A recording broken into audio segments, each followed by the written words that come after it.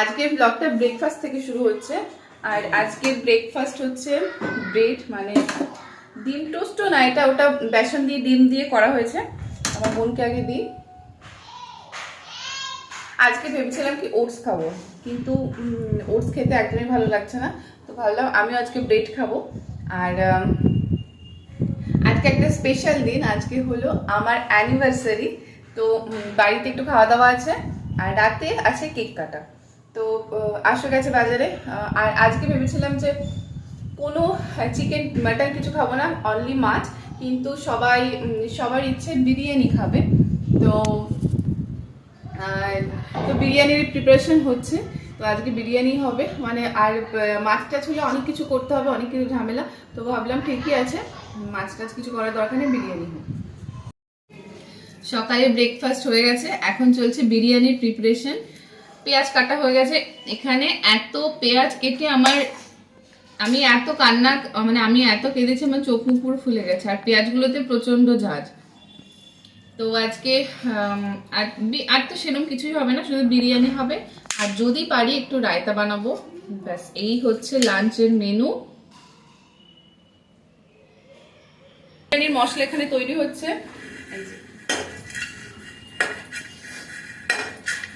আর এখানে আলু সেদ্ধ হচ্ছে। আলুটা আমি ওই পেঁয়াজের রসে বেশিরভাগ সেদ্ধ করে নিই, ওটা বেশ আলুটা খেতে ভালো লাগে। এখনো কটা বাজে, একটা মতো বাজে, এখনো বিরিয়ানি এখনো কমপ্লিট হয়নি। আসলে এইগুলো করতে করতে অনেক দেরি হয়ে যায়, মানে গোছাতেই দেরি হয়ে যায়। আর আজকে যেহেতু বেশি কিছু না, তো আর একটু মাঝে মাঝে একটু খাওয়া লেটই হয়, অসুবিধা নেই।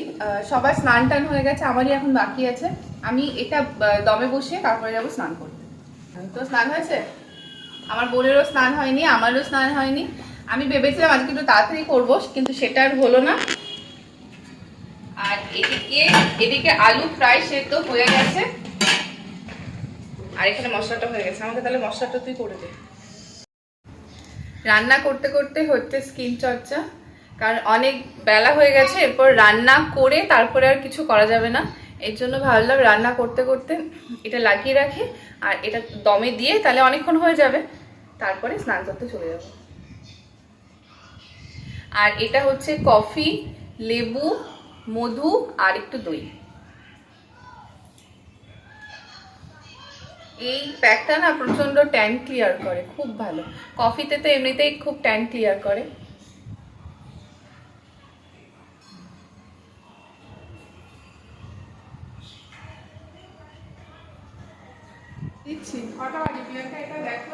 রান্না বান্না হয়ে গেছে, এখনো খাওয়া হয়নি, আর স্নানও হয়ে গেছে। আর এখন বাজে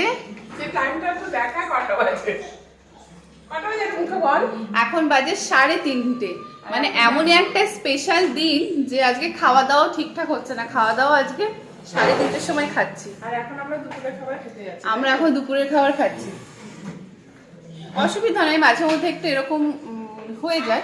আর আসলে এগুলো মনে হয় যে বিরিয়ানি মানে একটাই জিনিস, কিন্তু করতে না এত টাইম লাগে, গোছাতেই টাইমটা বেশি লেগে যায়। বিরিয়ানিটা দিয়ে দিই। এই হচ্ছে বিরিয়ানি, হচ্ছে রায়তা অনেকটাই খাওয়া হয়ে গেছে। রায়তাটা অনেকটাই খাওয়া হয়ে গেছে, টুকটুক করে কে কে খেয়েছে জানি না। ও বাবা,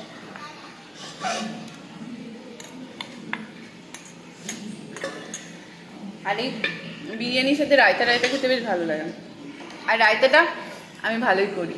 একটা জিনিস ভুলে গেলি, বিপাশার জন্য একটা ডিম দিতে নিতে।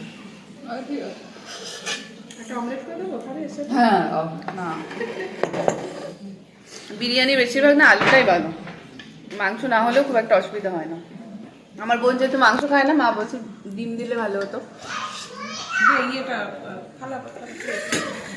রান্না করবে একজন, বাড়বে একজন, কত সিস্টেম। আমার মা বেড়ে দিচ্ছে।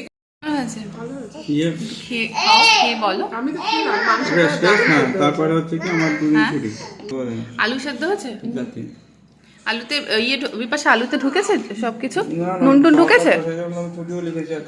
কেমন হয়েছে বল? ঠিক আছে, দাদা বুদ্ধি তোমার ফেল। আজকে অ্যানিভার্সারি বলে মনে হয় দুজনে একসাথে খেতে বসেছি, না দুজনে একসাথে কখনোই খেতে বসা হয় না। আমি তো ভাবলাম আসলে তো খাওয়া হয়ে গেছে বোধহয়। আর 5 বছরে কি কি হলো একটু বলো। আমার তো 5 বছর মনেই হচ্ছে না। রোজই তো ঝগড়াই হয় দেখি, আমি তো খালি ঝগড়াই শুনতে পাই। আর 5 বছর হয়ে গেল, আমার মনেই হচ্ছে না যে 5 বছর হয়ে গেল, কারোরই মনে হচ্ছে না, মনে হচ্ছে এই দিন বিয়ে করলাম। দাদা বলছে বিরিয়ানির গন্ধ চলে এসছে ঘরে। হ্যাঁ ভালো লাগছে না। হুম? নুন নুন ঠিকঠাক আছে, দারুণ আছে।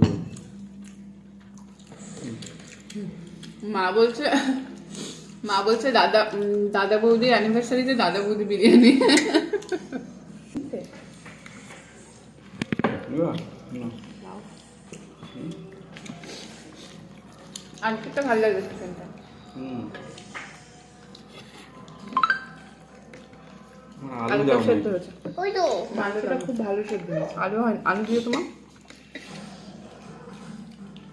আর যাই খাই না কেন বিরিয়ানি আলু ছাড়া বিরিয়ানি মনে হয় না। আমি তো জল খাবো তো সবাই।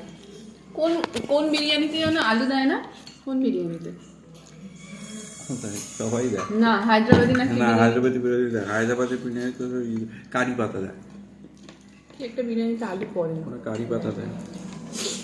মাসি যখন হায়দ্রাবাদে ছিল বলছিল না যে কি বিরিয়ানি আনবে হাতে করে। ওরা দেয়।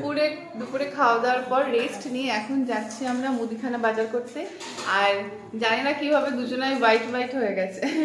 এসে দেখি ও বাইট করেছে, আমিও বাইট করেছি।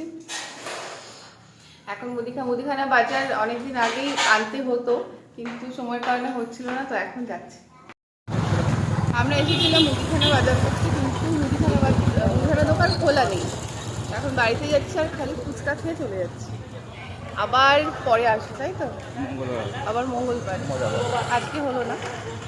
মুদিখানা বাজার তো হলো না, তাই ঢুকলাম রিলায়েন্সে। যেগুলো খুব দরকার সেগুলোই নেব। আসলে যেখানে গেছিলাম ওখান থেকেই আমরা বাজারটা করি, তো ওখানে যেহেতু পেলাম না, কালকে চলে যাব। আর যেগুলো খুব দরকার সেগুলোই নেব। দুধটা আর বাটারটা নিতে হতো, তো সেটাই নিতে এসেছি। আর হ্যাঁ, আশু একটা চকলেট গিফট করেছে, বললো আজকে অ্যানিভার্সারি, একটু মিষ্টি মুখ করা যাক, তো চকলেটটা গিফট করলো। আর এই চকলেটটা খেতে আমার বেশ ভালো লাগে, মানে এই ডেয়ারি মিল্কের এটা, তো সেটাই নিলাম। আর দেখলাম কি লস্যি, তো লস্যি নেবো ভাবছিলাম, কিন্তু যা ফ্লেভার দেখলাম আর নিতে ইচ্ছে করছিল না। আর্টিফিশিয়াল ফ্লেভার না খুব একটা ভালো লাগে না লস্যিতে, নর্মাল যে ফ্লেভার সেটাই ভালো লাগে, তো আর নিলাম না। আর হাসুকে বলছিলাম যে তুমি কি খাবে, বললো না আমিও খাবো না, কারণ ওরও খুব একটা আর্টিফিশিয়াল ফ্লেভার ভালো লাগে না। আর এই যে এই ডালটা নিয়েছি, তরকার ডাল, আজকে তরকা হবে।